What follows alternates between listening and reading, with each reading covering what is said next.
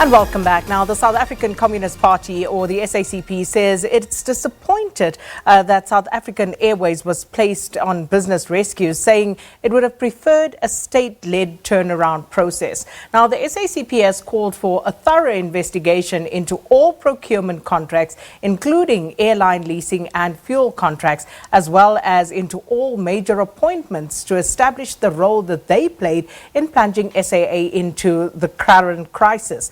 And with us to discuss this further is the SACP's first Deputy General Secretary, Mapaila. Thanks for coming through.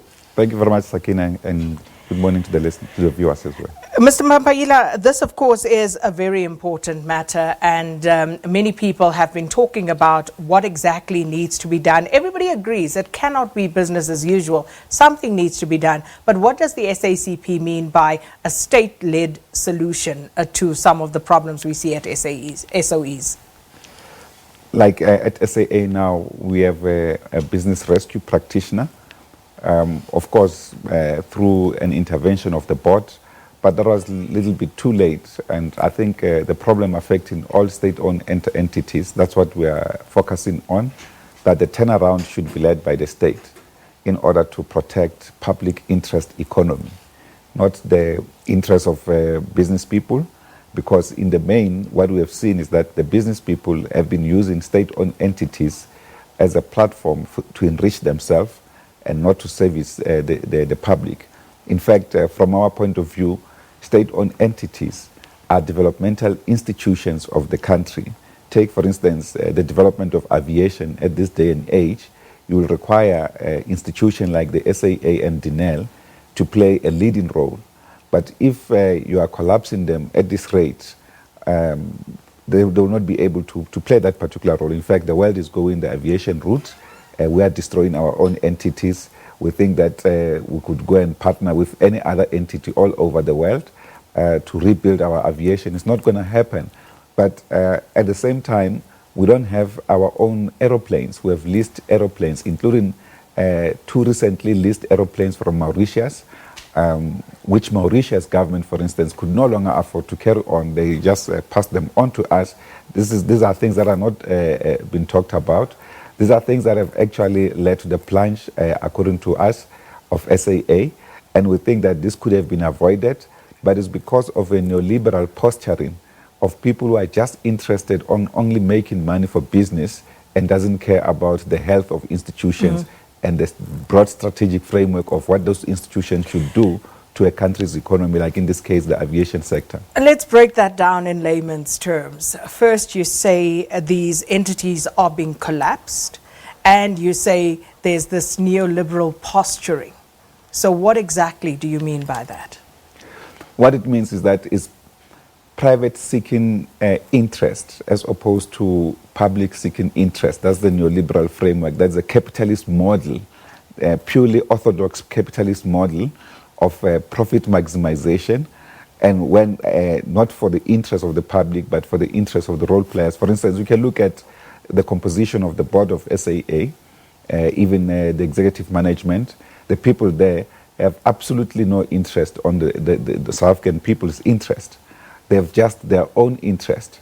In fact, Jahana was there as a CEO. He brought he had a turnaround strategy on the table. There were some expert rescue practitioners, so-called, not rescue practitioner, turnaround strategists, who programs are actually rotting in the presence of the board that has done nothing, because if you were to implement those, their interests also get affected. On the one hand, critical divisions are being closed up. For instance, let's take the service of SA Technical, one of the best technical divisions in aviation worldwide, highly revered. Whilst it is there, Mango, a division of SAA, uses, for instance, a Lufthansa Technical. So what is that?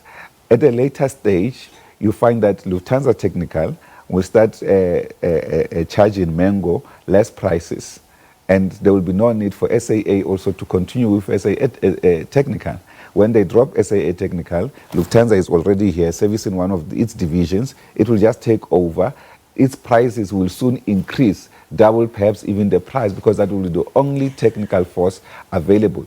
It's all of those. That's why we're talking about looking into all of the contracts that are there. So are you suggesting that this is a manufactured crisis? It's a manufactured crisis. In fact, some of the executive team there wanted the strike in order to collapse the SAA, in order to have what we're now having, what is called a business rescue. In fact, we have a belief as a SACP that even this notion of solidarity to file for business rescue was actually instigated. So all of these things are just unacceptable. The other thing is that we've opened up our skylines, for instance, to all competitors who are making profit in our airspace, but our own airline doesn't make profit because even government officials don't fly SAA. You are at the airport, you are with some of senior government officials, you look at their bags that they are carrying, they have got tags of BA, this VIP tax and so forth. So they don't care. They fly every other airline. For them, it's about convenience, what airline is available. They can't plan around the availability of SAA airlines, even when they travel abroad. So that's why we're calling for all government-wide institutions. If you are using the taxpayers' money, fly SAA. So to whose benefit is all of this? It's business interest. That's the problem. That is why we have to fight against the neoliberal posturing, as well as to fight the impact of Guptaisation of our state-owned entities. So, neoliberal posturing from within government? Yes, from within government. And who might that be? Because who is responsible for what we are seeing right now, not just at SAA, but at other state-owned enterprises who seem to be going the same route as well?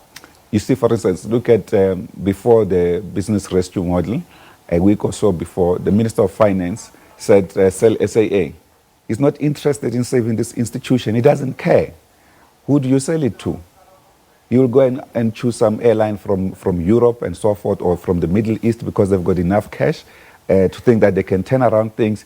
But the bottom line is that as a country, we lose a strategic asset for the future of aviation of our country. In fact, all these things that we're embarking on regarding, for instance, road transport. Transport is a critical factor in any economy. If you go to most developing countries, or the countries whose economies are developing, you'll see that they even have interprovincial airlines. Instead of using airline as a cheaper version of transport, we are actually leaving it as an institution of the elite because of our interventions in this space. So what is the position of the alliance, all the alliance partners, on what is currently happening? Do they agree with you? Do they disagree with you? Because if these conversations have been broached within the alliance setup, what has been the conclusion? Well, look, Sakina, we at our Alliance Political Council, where we're continuing our discussions on the economy, major interventions and so forth. Just soon after that, after we did raise, for instance, as the SACP, our concerns about SAA. Immediately after that, we were told that it was too late. It was put under business rescue. It was not our preferred option. We had agreed on the framework for restructuring with conditions, for instance, the protection of workers' jobs, so that management, including highly bloated senior management level, doesn't actually cut jobs at the lower level or victimize workers as a first start. Because in any restructuring, in many instances, if you use the capitalist model, workers are the primary victims. That's why we've said workers can retain their jobs. There's no doubt about that. That institution can be made profitable and it can actually grow. That's our concern. You can ask yourself, well, how is it that British Airways flies in South Africa and makes profit within our own shores, but our own airline can't? Just a final question. You spoke about the Guptaisation of these state-owned enterprises. Do you believe that that type of project is continuing within our SOEs at the moment? Yeah, there's not been a massive change. I think what we have seen is a strategic change at the level of policy. But we have not got any convincing change.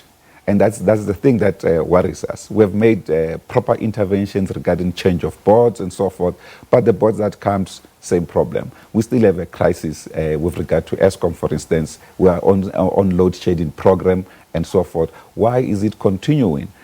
And it's across the board.